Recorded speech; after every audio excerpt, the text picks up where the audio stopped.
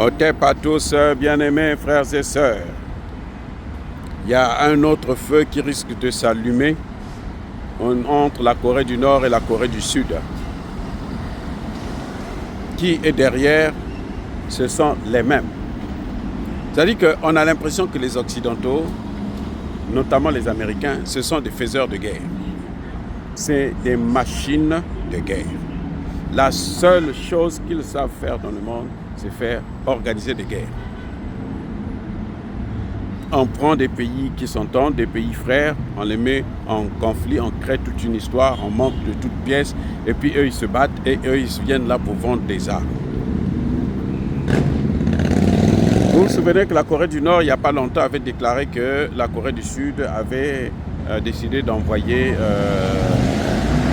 je ne sais pas, 10 000 ou 12 000 soldats en Ukraine.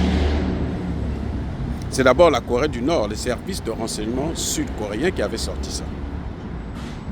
Que la Corée du Nord veut aller aider Vladimir Poutine. Après, qu'est-ce qui se passe? Zelensky a pris ça. Ces services de renseignement, si on dit à Zelensky, mais voilà, mais eux, ils sont en train de préparer la guerre. Ils sont en train de venir combattre contre nous. Ils sont rentrés en guerre contre nous. Et après ça, c'est maintenant les Américains, les Européens qui disent que mais la Corée du Nord est en train d'aider la Russie. Les soldats nord-coréens sont en train de partir aussi en Russie.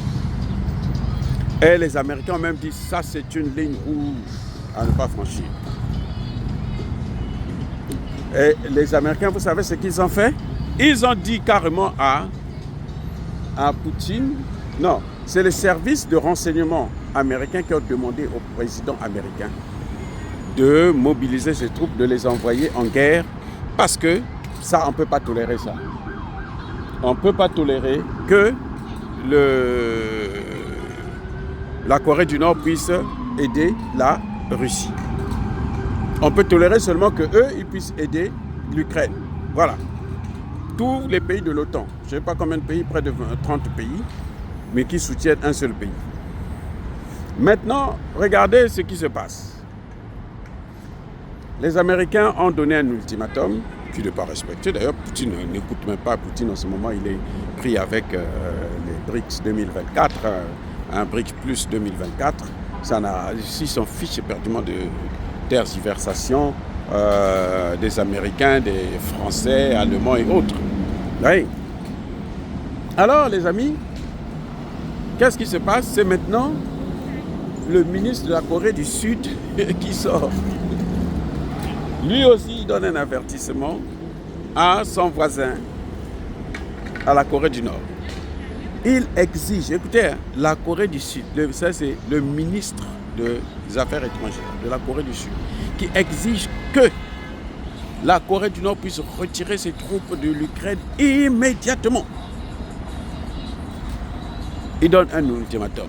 Immédiatement, retirez-moi vos troupes. Réponse de la Corée du Nord. Il dit, ah bon?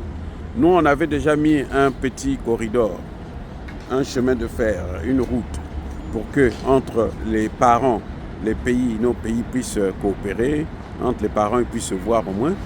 C'est ce que vous faites? Ok, très bien. Il est allé bombarder les routes, les ponts, les chemins de fer, tout. Il a tout cassé. Maintenant, là, la Corée du Sud là, ne peut plus aller en Corée du Nord. Les Coréens du Nord ne peuvent plus aller en Corée du Sud. Donc, voilà un peu ce qui est en train de se passer. Comment se fait-il que le ministre de la Corée du Sud veut donner des injonctions au ministre de la Corée du Nord? Ça n'a pas de sens. Voilà. Bien-aimés frères et sœurs, dire cela, c'est inciter à la haine ou à la violence. Non. Yaba colère, Yamalem.